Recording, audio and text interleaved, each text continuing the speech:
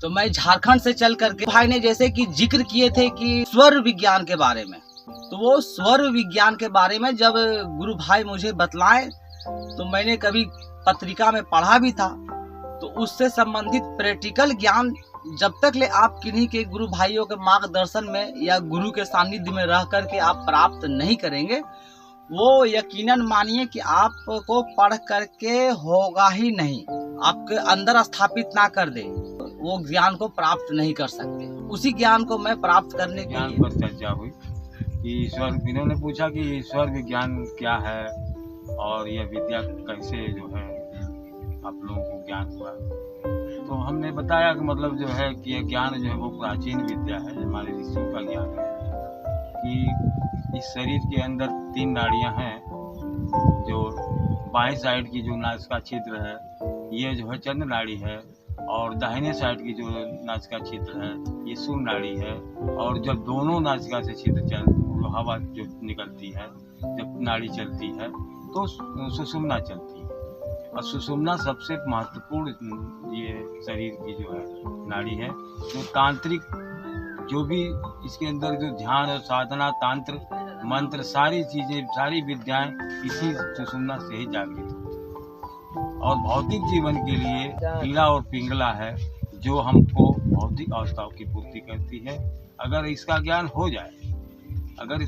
हो जाए तो हम लोग जो है इस ज्ञान के माध्यम से जो भी इंसान की जो भी प्रॉब्लम है, जो भी परेशानियां हैं, चाहे वह आर्थिक हो, चाहे वह कोई भी प्रकार की परेशानी, चाहे रोग से ग्रसित हो, ये सारे चीज़ों का समाधान एक साथ स्वर विज्ञान के द्वारा किया जा सकता है। तो हमारे कहने का मतलब ये था कि हमारे गुरु भाई यहाँ आकर आए और इसी पर पूरी चर्चा हुई कि इस ज्ञान को कैसे आगे बढ़ाया जाए, इस ज्ञान को कैसे। तो हमने बोला कि भाई ये देखिए ज्ञान ये प्रैक्टिकल है, ये ऐसे जो मोबाइल के माध्यम से या ऐसे नहीं बताया जाता, खुद ये प्रैक्टिकल जब कोई भी मनुष्य इस पर इंटरेस्टेड है, इसका लाभ लेना चाहता है तो उसको इस आश्रम पर आना पड़ेगा, कुछ दिन देखना पड़ेगा, रहना पड़ेगा, तब उसे पूर्ण रूप से वो ज्ञान दिया जाए। से मतलब किस किस रोगों में भी कुछ लाभ है उस बारे में भी कुछ लोग जानना चाह रहे थे कि स्वर विज्ञान से क्या हम कुछ रोग से भी निजात पा सकते हैं क्या? हाँ, स्वर विज्ञान के माध्यम से हम, चाहे वह किडनी से संबंधी रोग हो, चाहे लीवर से संबंधी रोग हो, चाहे वह हार्ट से संबंधी हो, शुगर हो, सब जितने भी असाध्य रोग हैं, इस स्वर के माध्यम से अगर उस तत्व ज्ञान और स्वर का भी ज्ञान जान लिया जाए और उसको जो डिसबैलेंस होने के कारण ही वो रोग उत्पन्न हुआ हमारे शरीर के अंदर। लेकिन जब इस नाड़ी का ज्ञान हो जाएगा आपको और उसको बैलेंसिंग करने की क्रिया आप जान जाएंगे कि कैसे इसको बैलेंसिंग किया जाता है, दाएं से बाएं कैसे जो करवट बदल करके नाड़ी को चेंज किया जा सकता है। अगर आपको सहज रूप में अगर समझ आ जाए और उसका अभ्यास करें तो शुगर से लेकर हार्ट से लेकर सारी बीमारियों का शमन हो सकता है। इसमें किसी भी दवा और तंत्र मंत्र की जरूरत नहीं है, सिर्फ इस यौगिक क्रिया के माध्यम से सब कुछ उसके ये रोग समाप्त हो सकता है। कोई भी रोग, बड़ा से बड़ा असाध्य रोग भी, कैंसर तक के रोग इससे समाप्त किए जा सकते हैं। स्वर विज्ञान के माध्यम से किस प्रकार से दैनिक कार्य को मतलब प्रारंभ करना चाहिए, इस बारे में भी कुछ जानकारी दीजिए हम लोगों को। देखिए, शुरुआत में क्योंकि सबसे पहले तो सुबह उठ करके सब कुछ फ्रेश होने के बाद, लेकिन उससे पहले आपको सुबह उठिए, जिससे घड़ी देखने की आदत बनी हुई है कि हम घड़ी देखते हैं कि कितना बजा हुआ है, लेकिन घड़ी न देख करके आप जो है नाड़ी अपना चेक करिए कि आपकी चंद्र नाड़ी चल रही है कि सूर्य नाड़ी चल रही है, मतलब दाएं चल रही कि बाएं चल रही है कि सुषुम्ना चल रही है। तो उसी हिसाब से अपने जीवन की शुरुआत करें। जीवन की शुरुआत का मतलब कि अगर बाएं चल रही है तो बायां पैर सबसे पहले धरती पर रखें। अगर दाहिना आपकी ये नाड़ी सूर्य नाड़ी चल रही है तो आप दाहिना पैर जो है नीचे उतारें।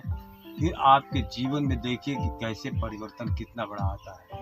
जो आप सोचते हैं, लोग कहते हैं कि मेरा सोचना होता ही नहीं है, जिंदगी भर मैं सोचता रहा कि ये करूँगा, लेकिन सब उल्टा होता है। क्यों होता है?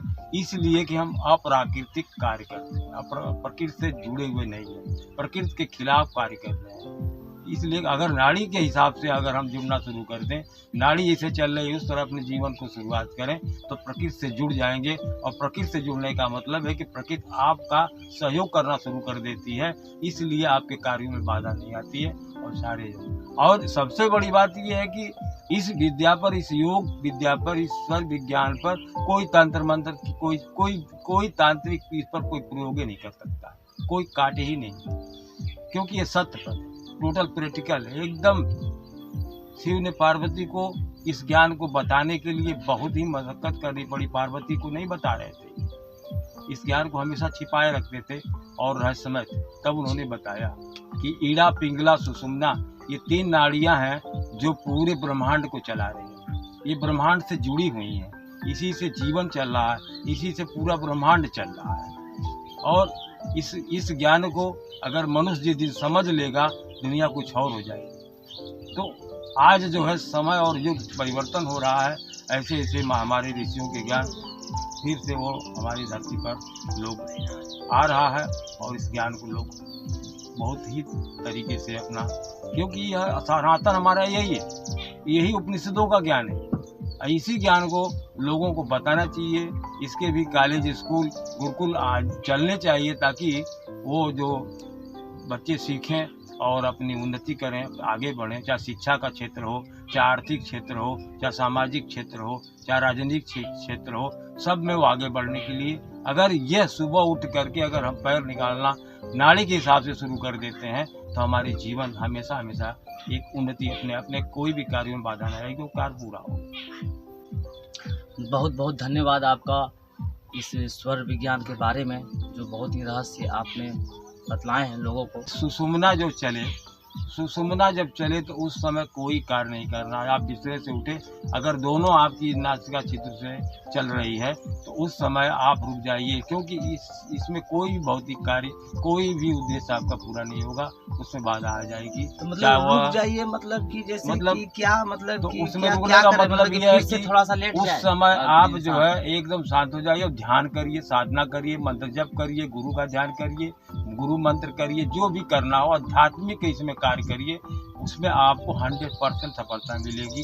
क्योंकि सुषुम्ना में जाने के बाद आप जो आध्यात्मिक ज्ञान है, जैसा आध्यात्मिक जो तरीका, जो भी इसमें उन्नति करना चाहते हैं, आप दिन दुगुना रात चौगुना इसमें भी उन्नति करते चले जाएंगे, जिस दिन सुषुम्ना को आपने जब समझना शुरू कर। इसलिए सुषुम्ना में कोई यात्रा न करें, कोई भौतिक कार्य न करें, आप हमेशा सफल रहेंगे और आपका आध्यात्मिक शक्ति आपकी।